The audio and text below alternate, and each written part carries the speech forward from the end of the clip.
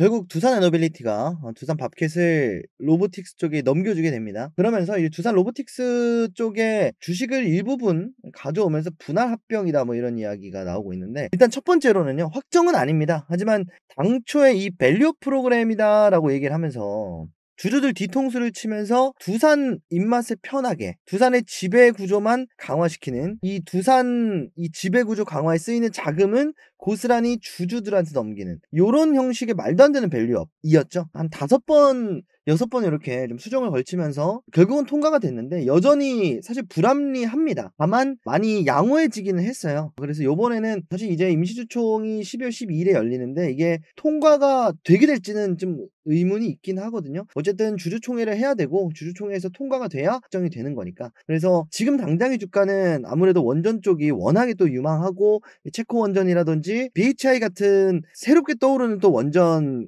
기업들이 떠오르면서 이제 동남아 쪽 원전 이제 시작하겠다, 너도 나도 원전을 지금 시작하고 있는 상황이잖아요. 트럼프 당선에 맞춰서 원전 에너지로 이제 친환경 필요 없고 아리백 필요 없고 이제는 원전으로 가겠다 이겁니다.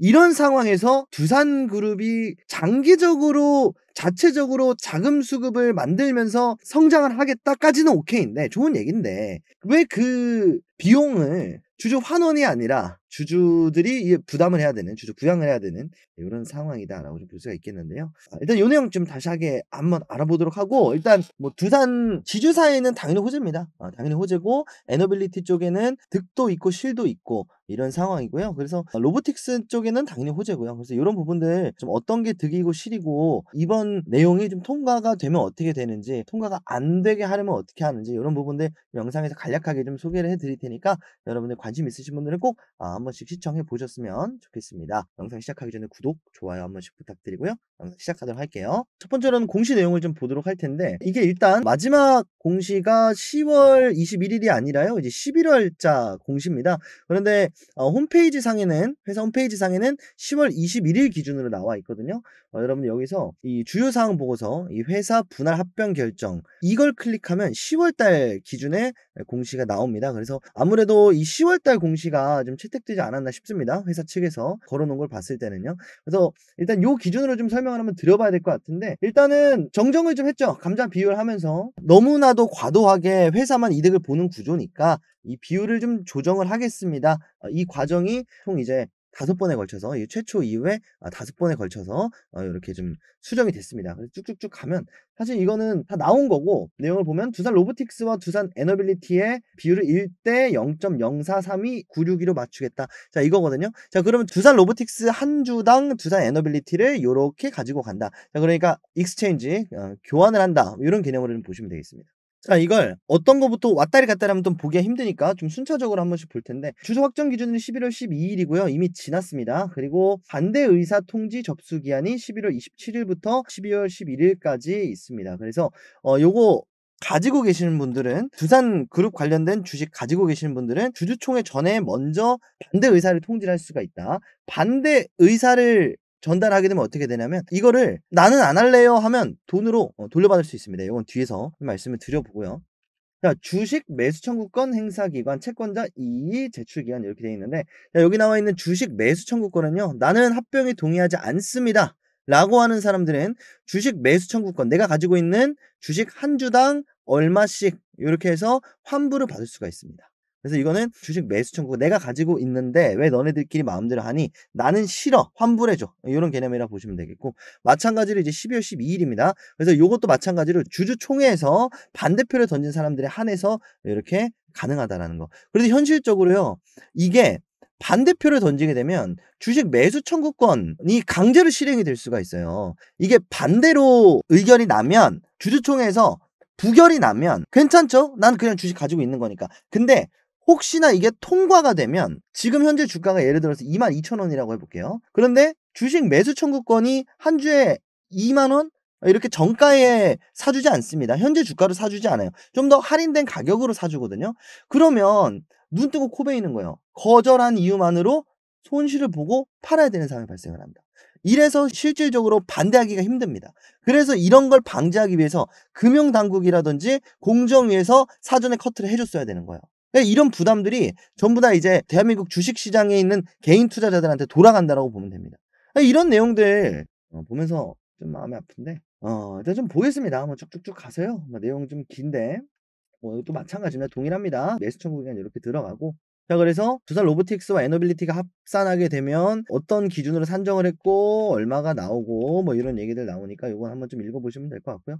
뭐 불합리한 내용은 아닙니다만 사실 좀 내용을 보면 그렇잖아요. 나는 두산 에너빌리티 투자를 한 건데 갑자기 이 주식이 어 밑에 딸려 있던 밥캣이 로보틱스로 가면 결국은 딸려 있는 밥캣만큼 주가가 하락할 수밖에 없겠죠. 자산과 자본이 줄어든 거니까. 성장 가능성. 밥캣 심지어 돈 잘 버는 회사잖아요. 이런 것들이 줄어드니까 매출이 줄어드니까 당연히 주가는 하락을 합니다. 자 그러면 이게 로보틱스의 지분만으로 회복이 되느냐? 그렇지 않다는 거예요. 지금 당장은 손실이 맞다는 거죠. 그렇지만 두산이 이야기하는 건 로보틱스와 중공업이 합쳐져야 에너빌리티가 합쳐져야 시너지가 나면서 오히려 미래 사업에는 도움이 된다. 이런 얘기를 하는 거고요. 밥캣도 마찬가지다. 밥캣도 여기 로봇 밑에 붙어 있어야 로봇 산업을 하는 데 있어서 이런 포크레인 같은 이런 굴삭기 같은 이런 중공업이 있어야 더 성장이 날 수가 있다. 시너지가 날 수 있다.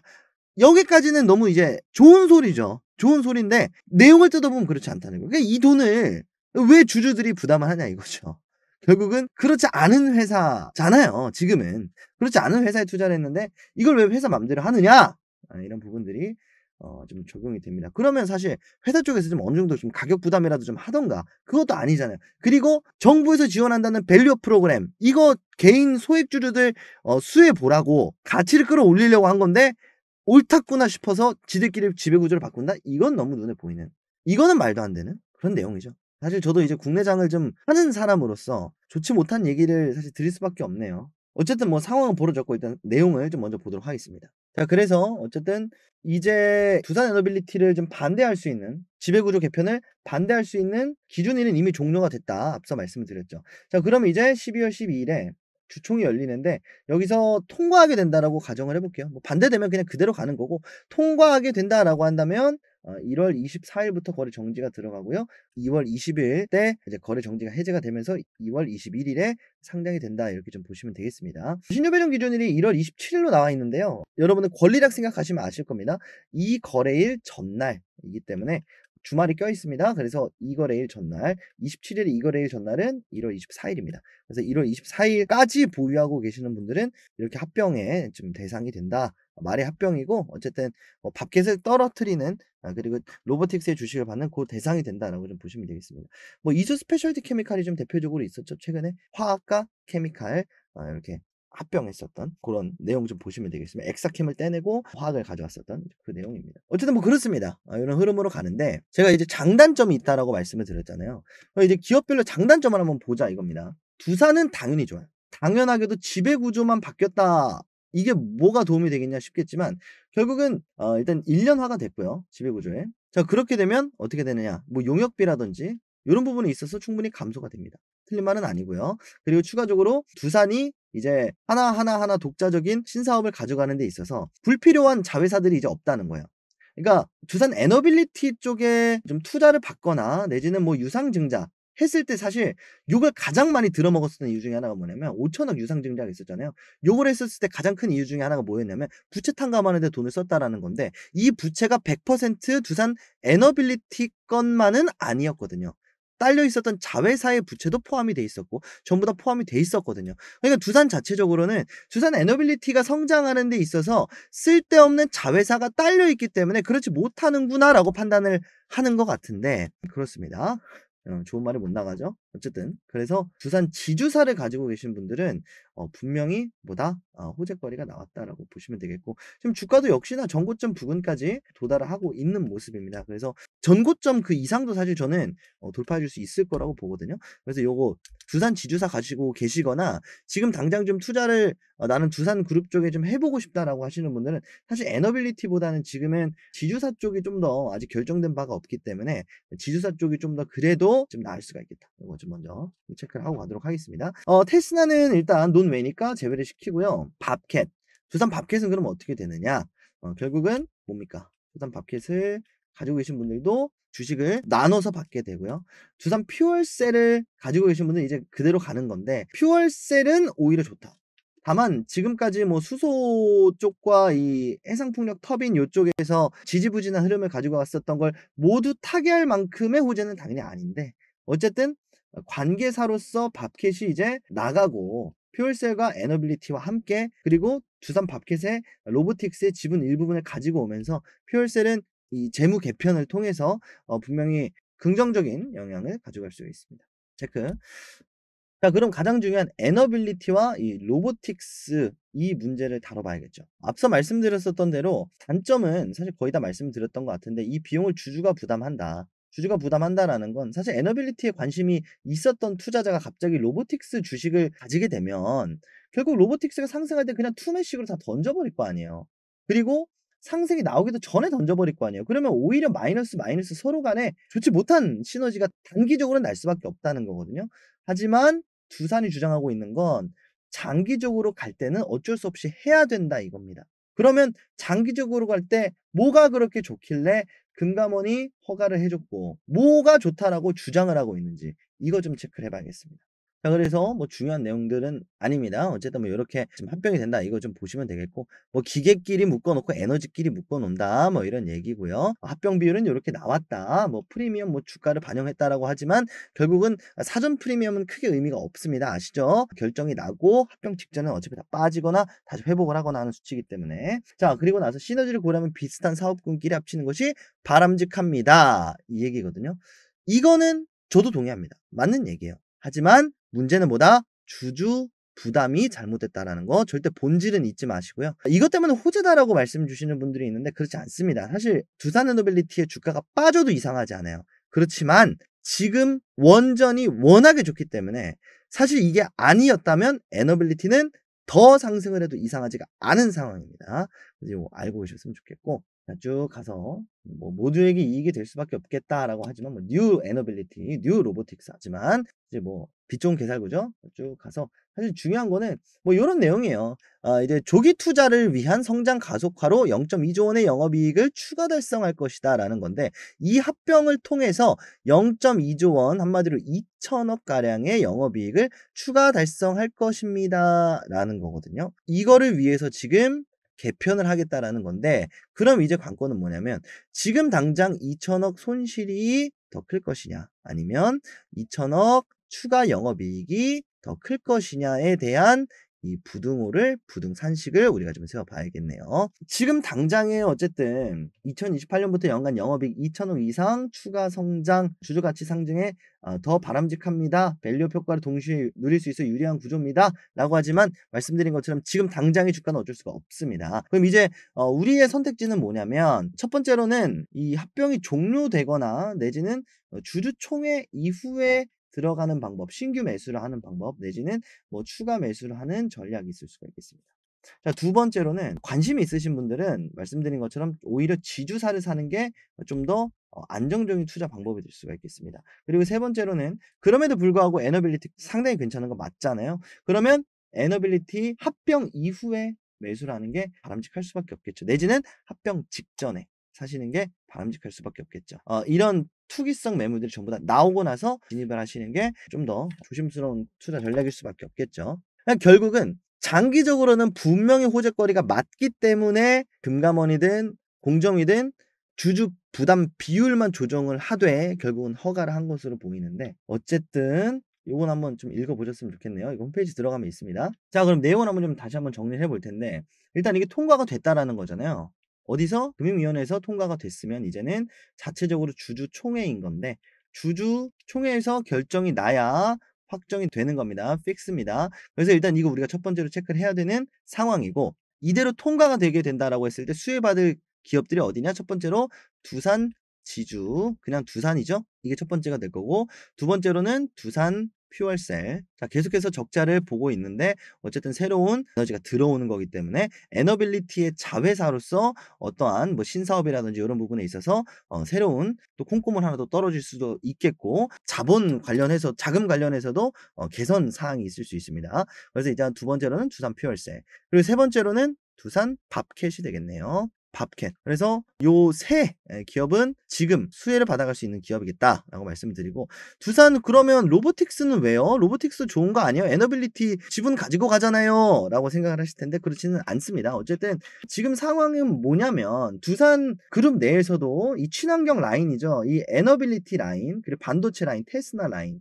그리고 로봇 쪽인 로보틱스 라인을 일련화시키겠다라는 건데, 일련화시키려는 목적이 물론 지배구조도 있겠지만 투자금 유치도 분명히 있거든요. 투자. 나는 에너빌리티에만 투자하고 싶은데 밑에 딸려있는 퓨얼셀도 있고 밥캣도 있고 어쨌든 자회사기 때문에 함께 투자하는 효과가 발생을 하잖아요.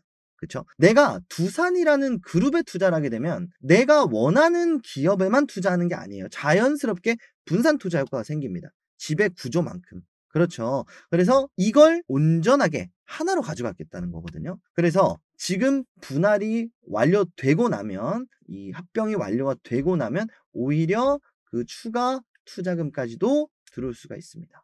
그리고 주식은 뭐죠? 선행지표입니다. 선행지표이다 보니 2028년부터 2천억 이상의 영업이익입니다. 자, 이 이익은 어디서 나온 거냐? 앞서 말씀드린 대로 뭐 인건비라든지 용역비라든지 자 요런 부분들이 개선이 된다라고 말씀을 드렸죠. 여기서 2천억의 영업이익이 발생을 합니다. 그럼 이 영업이익을 바탕으로 미리 투자를 할 수가 있겠죠. 내지는 이러한 안 좋은 민심을 달래기 위해서 어떤 보상적인 주주 환원 정책을 또 꺼낼 수가 있겠죠. 물론 한다라는 건 아닙니다. 그래서 요런 부분들로 오히려 합병 이후가 두산 에너빌리티, 그리고 이번 두산 합병으로 인해서 어느 정도 피해를 보게 되는 로보틱스와 에너빌리티 쪽은 합병 이후가 좀 기회가 될 수가 있겠고, 반대로 말한다면 합병 이전에 뭐다? 공격적으로 물량을 잡아갈 수 있는 하나의 포인트가 됐다. 이렇게 좀 보시는 게 맞을 것 같습니다. 그래서 좀 오랫동안 밥캣이라든지 퓨얼셀을 가지고 계신 분들은 좀 거래량이라든지 거래 대금이라든지 이러한 어쨌든 주식은 이 변동성이 사실 좀 중요하고 거래량, 거래 대금 굉장히 중요하잖아요. 시장에서 도태되지 않는 게 굉장히 중요하잖아요. 이런 부분을 한번 좀 기대해 볼 수가 있겠고, 어쨌든 이 재무 개편으로 수혜를 보게 되는 두산 지주사도 이 합병 종료 전까지 한번 눈여겨봐도 좋을 만한 그런 기업이다라고 좀 생각을 합니다. 물론 긍정적인 측면에서 제가 말씀을 드리는 건 아니고요. 도의적으로는 분명히 부정적입니다만 가장 수혜를 받아갈 수 있는 게 바로 이 두산 지주사입니다. 그래서 단기적으로 이번 이슈로 인해서 내가 매매 전략을 세워보고 싶겠다라고 하면 두산 지주사를 한번 매매를 해보시면 되겠고, 그렇지 않으면 말씀드린 대로 두산 에너빌리티 로보틱스는 좀 이후에, 나머지는 자회사는 지금 한번 잡아보시는 것도 충분한 이번 이슈를 통해서 우리가 좀 투자 접목시켜 볼 수 있는 그런 전략이 되겠죠. 자, 오늘 제가 준비한 시간은 여기까지고요. 두산 그리고 관련 기업들을 좀 주식으로 보유하거나 관심이 있으신 분들은 이제 요런 내용들을 절대 "야 이 나쁜 놈들아." 이렇게, 물론 욕 먹어도 싼 놈들인데 욕만 하지 마시고 현재 처한 상황이 어떠한 상황인지 냉철하게 판단하시고, 단순하게 주가가 많이 빠졌다 그래서 물타는 게 아니고 단순하게 많이 올랐다 그래서 매도하는 게 아니고 각 기업별로 어떠한 상황인지를 반드시 좀 인지를 하시고, 대한민국 주식장 만만치 않죠. 정말 치사하고 더럽지만 우리 한번 또 박프로와 함께 잘 이겨내셨으면 좋겠습니다. 저는 다음 시간에 또 좋은 영상으로 인사드리도록 노력해 보도록 하겠고요. 두산 관련된 소식들도 여러분들께 바로 전해드리도록 하겠습니다. 여기서 인사드리도록 할 테니까 구독, 좋아요 한 번씩 꼭 부탁드리도록 하겠습니다. 감사합니다.